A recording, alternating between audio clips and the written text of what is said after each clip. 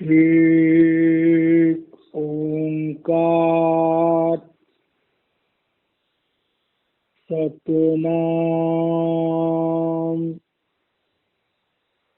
करता पुरख निर्भय निर्वैर अकाल मूरत अजूनी सैभं गुरुप्रसाद जप आद सच जुगाड़ सच है भी सच नानक होशी भी सच। पहली पातशाही श्री गुरु नानक देव जी महाराज जी की ये अमर रचना जपजी साहिब का मूल मंत्र है। इस मंत्र के द्वारा सच्चे पातशाह उस परम पिता परमेश्वर का गुणगान कर रहे हैं कि हे परमात्मा, आप स्वयं प्रकट हुए, करोड़ों ब्रह्मांड बनाए, 83 लाख योनियां बनाई और जब से सृष्टि बनी है आप मनुष्य का चोला धारण करके सदगुरु के रूप में जीवों को चिताने के लिए हर युग में आते रहे। आज भी आप कहीं न कहीं इस पृथ्वी पर मनुष्य रूप में सदगुरु के रूप में जीवों को चिताने के लिए मौजूद हो और जब तक ये संसार रहेगा आप जीवों के उद्धार के लिए मनुष्य का चोला धारण करके आते रहोगे। ये उस प्रभु की वडियाई है। अब जपजी साहब के स्वाध्याय में हम लोग जो है 26वीं पौड़ी को जो आधा हमने किया था और आधा जो है वो आज हम ले रहे हैं।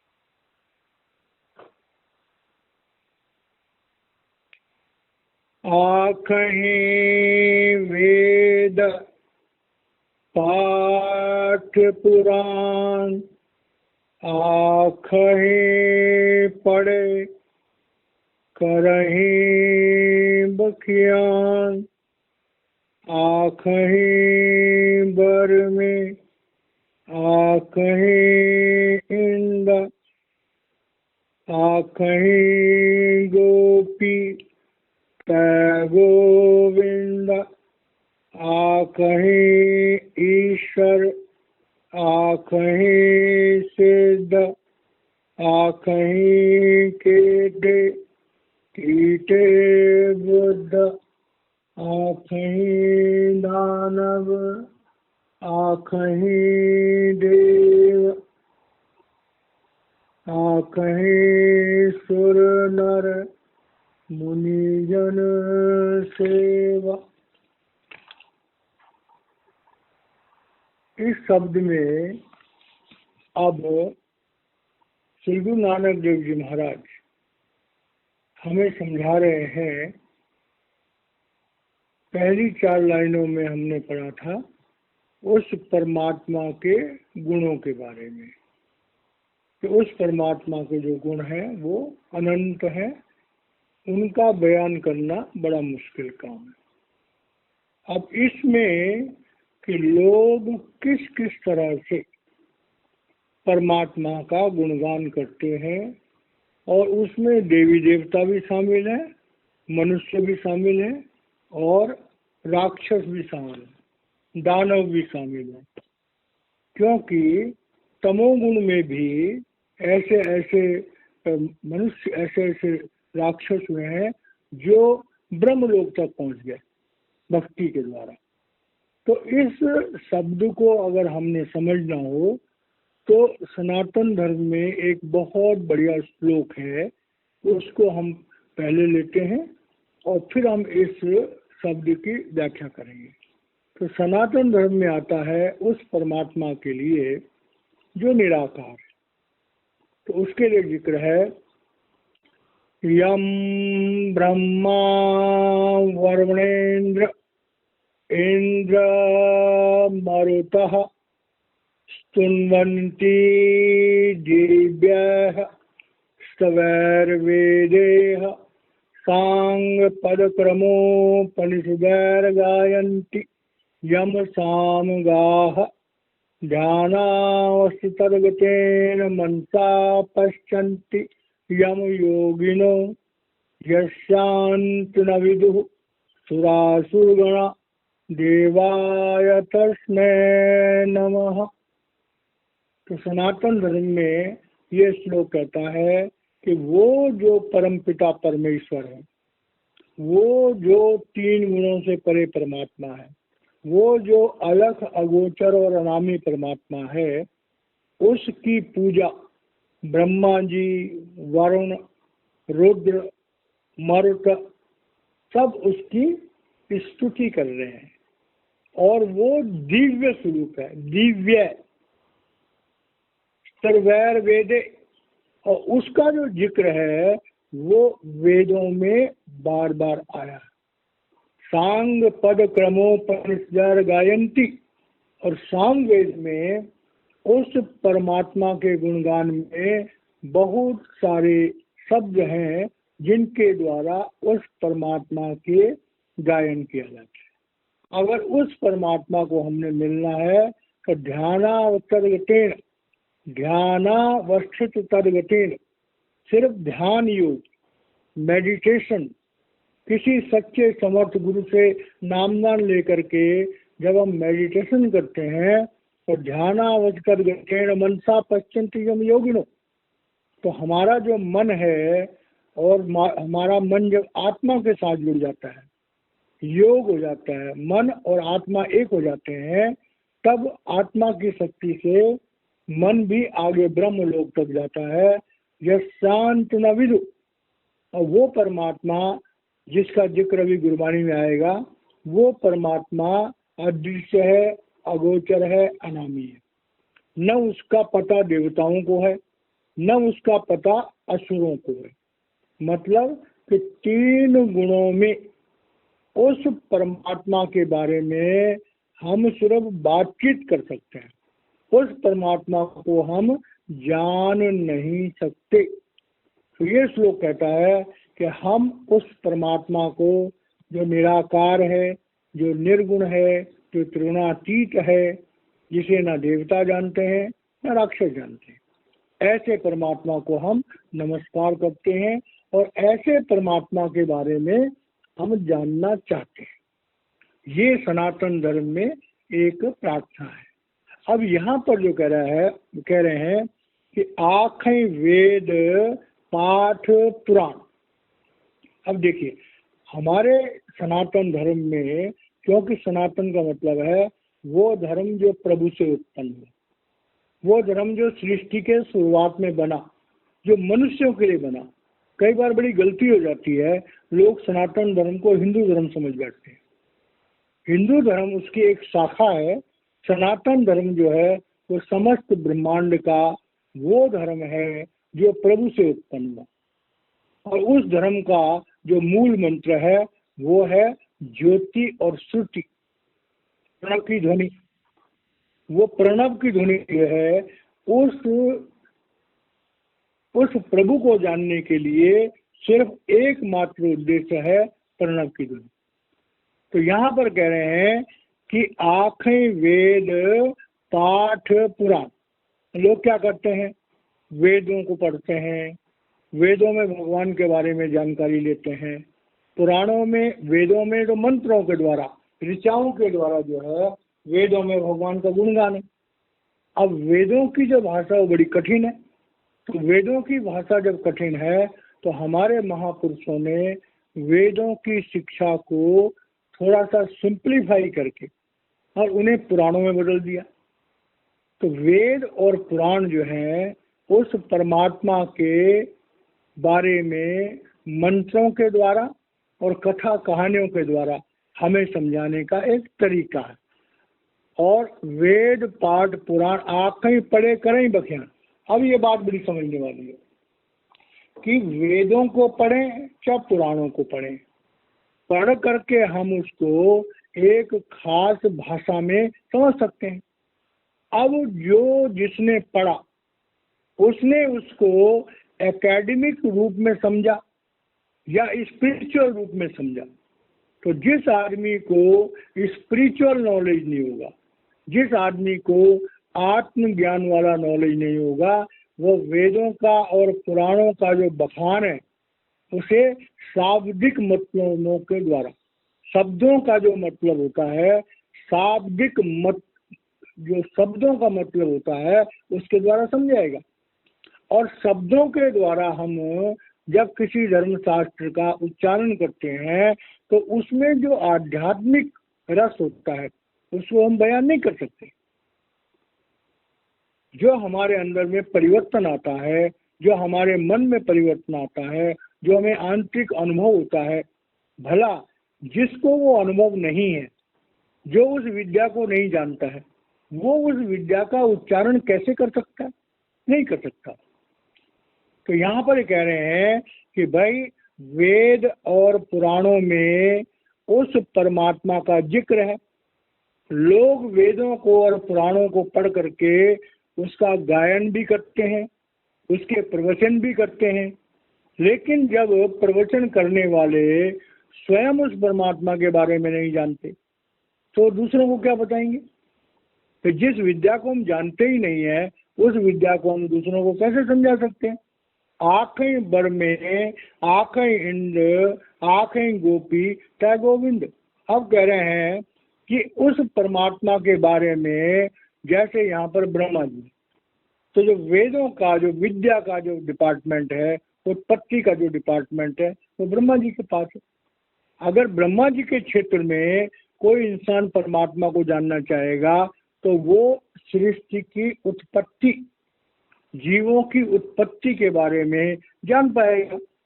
और आँखें बर में आँखें इंद्र, अब इंद्र क्या है? इंद्र है, इंद्र देवताओं का राजा है, इंद्र देवताओं का राजा है, स्वर्ग में रहता है।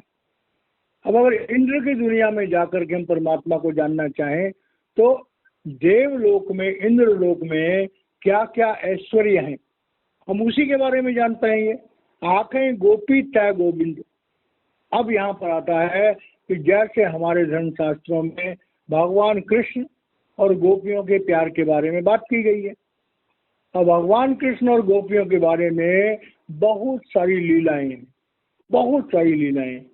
लेकिन अगर भगवान कृष्ण के और गोपियों को प्यार को समझना तो एक बारी की बात है, जब भगवान कृष्ण जो है वो वृंदावन से और मथुरा चले गए काफी दिनों तक, तो भगवान कृष्ण ने उद्धव को भेजा कि जाओ वे गोपियों को समझाओ और उनको निर्गुण परमात्मा के बारे में बताओ। अब उद्धव जी गए और गोपियों को ज्ञान देने लग गए कि परमात्मा निर्गुण है, परमात्मा अदृश्य से अगोचर है, परमात्मा ऐसा है, परमात्मा वैसा है, मनुष्य जीवन ऐसा है, भक्ति ऐसे करनी चाहिए, ध्यान ऐसे लगाना चाहिए। तो गोपियों ने उद्धव जी की बात को सुना, बड़े ध्यान से सुना। तो उन्होंने कहा कि भाई उद्धव जी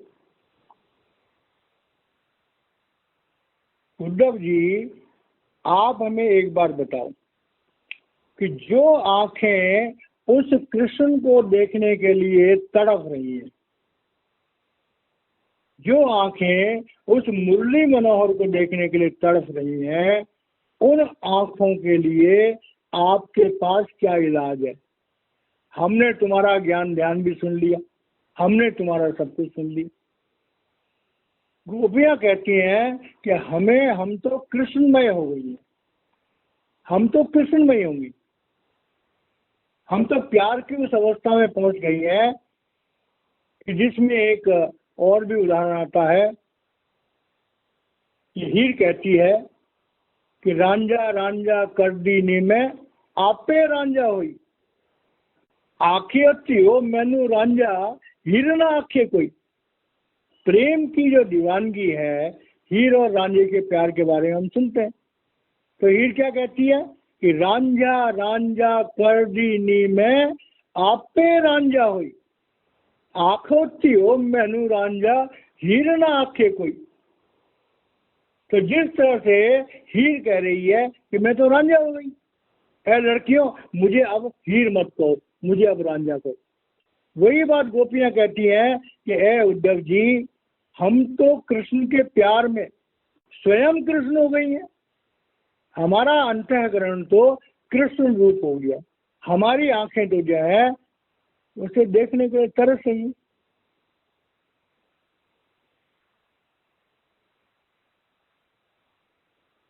दर्द मंदे आशिकारा दारू है दीदार, कि जो आशिक होते हैं जब वो प्यार में डूब जाते हैं तो उनकी दवा है दीदार। जब तक हम अपने प्रियतम को नहीं देखते हैं तब तक हम बीमार हैं, हम ठीक नहीं हो सकते। तो यहाँ पर कह रहे हैं, इसे कहते हैं प्रेमा भक्ति।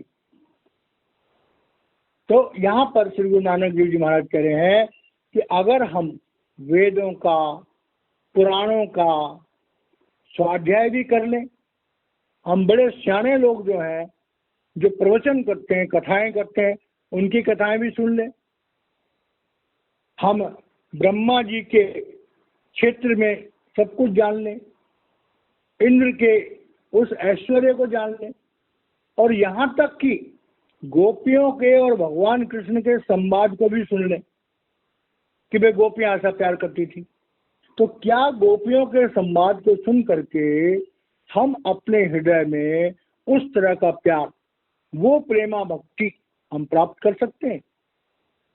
नहीं कर सकते।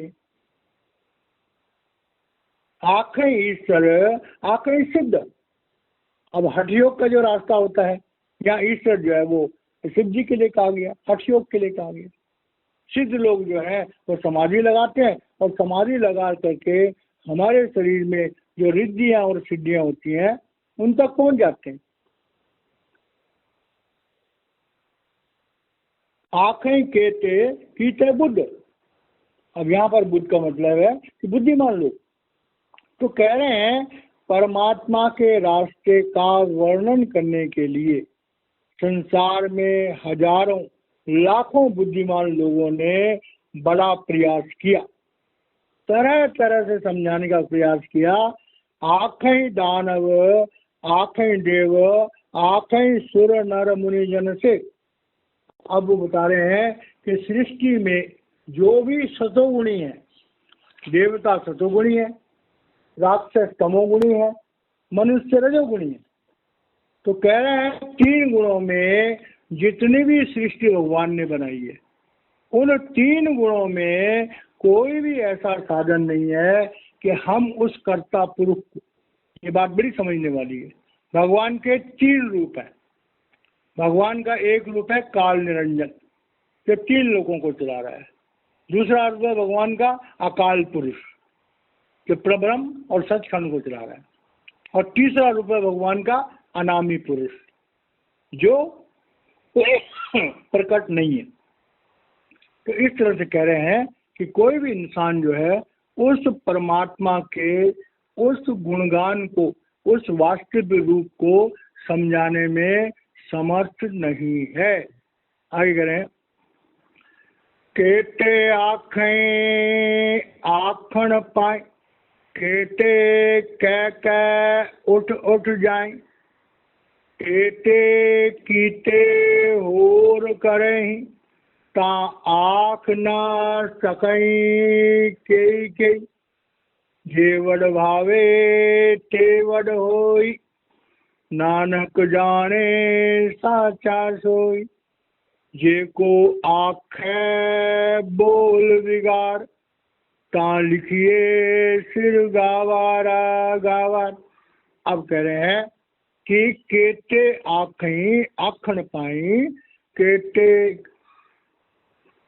केते कह के उठ जाए। अब देखिए, संसार में आज तक हजारों लाखों करोड़ों बुद्धिमान लोग आ चुके हैं। जब से सृष्टि बनी किसी के पास कोई रिकॉर्ड नहीं कि कितने महापुरुष आए, कितने ज्ञानी आए, कितने सिद्ध आए। एक अंदाजा लगा करके कुछ वर्णन मिलता है। अब कह रहे हैं, श्री गुरु नानक देव जी महाराज कह रहे हैं कि जब से सृष्टि बनी है, ये सवाल सबके सामने रहा कि वो परमात्मा कौन है, वो परमात्मा कहाँ रहता है, उस परमात्मा का क्या स्वरूप है। और उसको मन बुद्धि के दायरे पर, या जो भी हमारे उपलब्ध आध्यात्मिक ग्रंथ हैं उनके दायरे पर बहुत सारे लोगों ने प्रयास किया, लेकिन जब तक उसे जानेंगे नहीं। वेद ग्रंथ गुरु हठ है, जिस लग भवजल पार उतारा, सदगुरु वाजही न बुझही, जितना धरे न प्रभु उतारा। जब तक कोई मनुष्य शरीर किसी समर्थ गुरु से जुड़ करके अपने आत्मज्ञान को प्राप्त नहीं करता, मन इंद्रियों के दायरे से ऊपर नहीं आता, पिंडी शरीर, अंडी शरीर और ब्रह्मंडी शरीर को नहीं त्यागता, तब तक अगर वो आत्मज्ञान की बात करता है तो वो थ्योरी बता सकता है। प्रैक्टिकल ज्ञान उसको खुद को ही नहीं है तो कैसे बताएगा। श्री गुरु नानक देव जी महाराज कहे हैं, करोड़ों करोड़ों लोग आए, उन्होंने स्वाध्याय किया, स्वाध्याय कह के बखान करते रहे पूरा जिंदगी भर, लोग भी वाह वाह करते रहे, लेकिन न प्रवचन करने वालों ने पाया और न प्रवचन सुनने वालों ने पाया। आगे कह रहे हैं, एते कीते होर करें ता आंख न सकें की। कह रहे करोड़ों लोग आ चुके, करोड़ों ज्ञानी हो चुके, और ऐसे करोड़ों ज्ञानी और भी आ जाएं तो प्रभु का जो वो असली बात है, जो लफ्ज मजमून है, जिक्र बयां तो बहुत मिल जाते हैं, लेकिन जो लफ्ज मजमून है, जो प्रभु की हकीकत है, उस हकीकत को जानने वाला कोई भी तीन लोकों में काल के दायरे में रहने वाला कोई भी जीव उस परमात्मा को नहीं जान सकता। अगर उस परमात्मा को कोई जान सकता है तो वो परमात्मा जब स्वयं आता है और अपनी ताकत किसी जीव को देता है, और जब वो जीव उस ताकत को प्राप्त करता है तो उसके बाद में जो है हमारी आत्मा जागृत होती है, और स्वयं परमात्मा ही, सदगुरु के शरीर में विराजमान परमात्मा हमारी आत्मा को अपने साथ जोड़ता है, और तब वो हमें काल देश से पर। ये बात बड़ी गहराई से समझने वाली है। हम लोग धर्म शास्त्रों को पढ़ते हैं, लेकिन भाई एक बात समझो कि हम कैदी हैं, हम पिंड में कैदी हैं, अंड में कैदी हैं, ब्रह्म में कैदी हैं। तो हम जो तीन कैद खानों में, बड़ा कैद खाना पिंड देश का है, उसके बाद अंड देश का कैद खाना, फिर ब्रह्म देश का कैद खाना। तो भाई जब तक हमारे जीवन में एक सच्चा आत्मज्ञानी, ब्रह्मवेता, खुदा रसीदा, प्रभु को जानने वाला ऐसा हमारा गाइड नहीं होगा, जब तक ऐसा हमारा मार्गदर्शक नहीं होगा, तो कोई भी इंसान इस माया जाल से बच नहीं सकता, बच नहीं सकता। लाखों करोड़ों ग्रंथों को पढ़ लो, पढ़ने वाले भी थोड़ी देर के लिए खुश हो जाते हैं, पढ़ाने वाले भी थोड़ी देर के लिए खुश हो जाते हैं, लेकिन असल में मिलता कुछ भी नहीं। आगे कह रहे हैं कि जेवड़ भावे तेवड़ होई। अब ये बात बड़ी गहराई से कि हे प्रभु, जो तुझे अच्छा लगता है हमें वैसे रख, तेरा भाणा मीठा लागे। हे प्रभु, जेवड़ भावे तेवड़ होई। हे प्रभु, जो तू चाहता है, मुझे वैसा जीवन जीने की ताकत दे। जेवड़ भावे तेवड़ हुई। हे प्रभु, मुझे ऐसा जीवन जीने की ताकत दे जो तुझे पसंद है। नानक जाने साचा सुई। अब यहाँ पर ये बात आ रही है कि प्रभु भक्ति के रास्ते पर अगर चलना है तो हमें कंप्लीट सरेंडर करना होगा। भगवान कृष्ण ने भी गीता में कहा है कि सर्वधर्मान परित्यज्य मामेकं शरणं व्रज अहं त्वा सर्व पापेभ्य मोक्ष ईष्यामि मा शुचि। तू मेरी शरण में आ जा, मैं अपनी ताकत से तुझे करोड़ों जन्मों के पापों से मुक्त कर दूंगा और तुझे अपना जैसा पवित्र बना दूंगा। तो इस पौड़ी में जो सबसे बड़ी बात समझने वाली है कि जेवड़ भावे तेवड़ होई। हम प्रभु की रजा में राजी रहना सीखें। प्रभु ने जो हमें दिया है हम उसका शुक्राना करें, चाहे वो अच्छा दिया है और चाहे बुरा दिया। संसार में सबसे बड़ी बीमारी है ना शुक्रापन। प्रभु ने हमें जो दिया वो तो ठीक है, जो नहीं दिया उसके लिए रोते रहते हैं। कृपाल सिंह महाराज जी कहा करते थे कि भाई किसी को 10 चीजें चाहिए और 9 चीजें मिल गई और 10वीं नहीं मिली तो वो 9 का शुक्राना नहीं करेगा, वो 10वें का रोना लेगा। हाय मुझे ये नहीं मिला, हाय मुझे ये नहीं मिला। तो जो 9 दातें उसको मिली हैं उनका भी रस चला जाए। यही कारण है कि जीवन में लोग परेशान क्यों। अगर गौर से देखें समाज में मैक्सिमम लोगों को रोटी मिलती है खाने, मैक्सिमम लोगों के सर पर छत है, चाहे अपनी हो चाहे किराए की। 2 वक्त की रोटी सबको मिल जाती है। आज तो गवर्नमेंट भी कई सालों से करोड़ों लोगों को फ्री आसन दे रही, फ्री खाना दे रही है। तो भाई ये बताओ कि जब लोगों को फ्री राशन मिल रहा है क्या वो उस परमात्मा का शुक्राना करते हैं? नहीं, रोना रोते रहते हैं, हाय मेरे पास ये नहीं है, हाय मेरे पास वो नहीं है। अगर वो परमात्मा का शुक्राना करना शुरू करें तो उनका जीवन बदल जाए।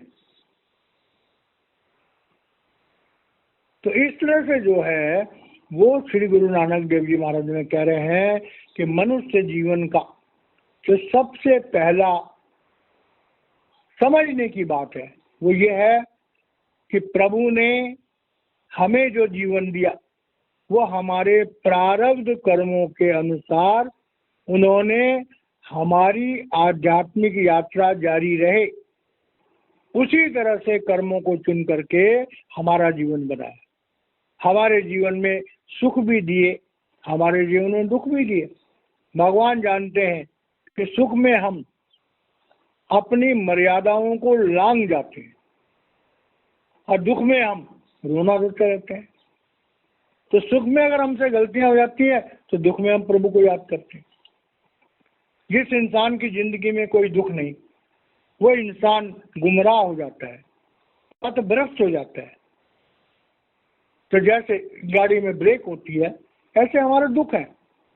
हमारे जीवन की गाड़ी में दुख जो एक ब्रेक के रूप में थोड़ी देर के लिए हम सोचने पर मजबूर हो जाते हैं कि ऐ परमात्मा मुझसे क्या गलती हुई जो मुझे ये परेशानी हुई। इस तरह से हमारे आत्मा की शुद्धि हो जाती है। तो यहाँ पर आ गया कि हमारे जीवन में संतोष होना चाहिए, शुक्राना होना चाहिए और नानक जाने साचा सोई। वही इंसान उस परमात्मा के रास्ते पर चल सकता है जिसके जीवन में प्रभु के लिए शुक्राना हो, अपने गुरु के लिए शुक्राना हो, परमात्मा का धन्यवाद हो। हे परमात्मा तेरा शुक्र है, तूने हमें मनुष्य का सबसे बढ़िया चोला दिया। हे परमात्मा तेरा शुक्र है, तूने हमें 2 वक्त की रोटी दी। हे परमात्मा तेरा शुक्र है, तूने हमें माता पिता बाल बच्चे भाई बहन दिए, हमें जीने के साधन दिए।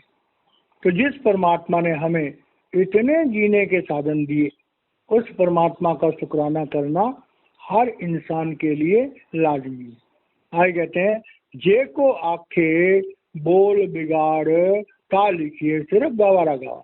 अब जो ना शुक्रे हैं, जो भ्रमित लोग हैं, वो क्या करते हैं कि दात प्यारी और बिसरिया दाता।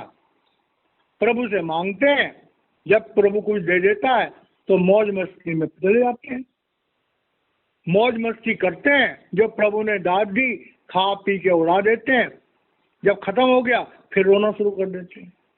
तो कह रहे हैं ये को आंखें बोल बिगाड़, जो इंसान प्रभु की दातों का शुक्राना नहीं करता और बार बार रोता है कि मेरे पास ये कमी है, मेरे पास ये कमी है, तो श्री गुरु नानक देव जी महाराज कह रहे हैं कि ता लिखिए सिर गावारा गावार, कि वो संसार में सबसे बड़ा मूर्ख है, उससे बड़ा मूर्ख कोई नहीं। जो अपने पिता का धन्यवाद नहीं करता, जो अपने माता पिता का धन्यवाद नहीं करता, जो अपने बुजुर्गों का धन्यवाद नहीं करता, जो अपने गुरुजनों का धन्यवाद नहीं करता है, वो इंसान असल में मूर्ख है। क्योंकि जब हम दुनिया में माता पिता का धन्यवाद करते हैं, गुरुजनों का धन्यवाद करते हैं, बुजुर्गों का धन्यवाद करते हैं, तो हमारी जो प्रवृत्ति है, हमारी भावना फिर उस परमात्मा का धन्यवाद करने की भी बन जाती है। तो कह रहे हैं संसार में सबसे बड़ा मूर्ख वो है जो प्रभु की दातों का धन्यवाद नहीं करता। हमें प्रभु का धन्यवाद करना चाहिए, शुक्राना करना चाहिए, जो हमें उसने दिया उसका करोड़ करोड़ बार धन्यवाद करना चाहिए। हाँ, उसके बाद भी कोई बड़ी रिक्वायरमेंट बच जाए तो नम्रता के साथ प्रभु से प्रार्थना भी करनी चाहिए, कोई बुराई नहीं है। तो इस तरह से जो है ये हमारी 26वीं पौड़ी जो है यहाँ समाप्त होती है और हम यहाँ वाणी को विराम देते हैं। बाकी काम कल करेंगे। जय महाराज।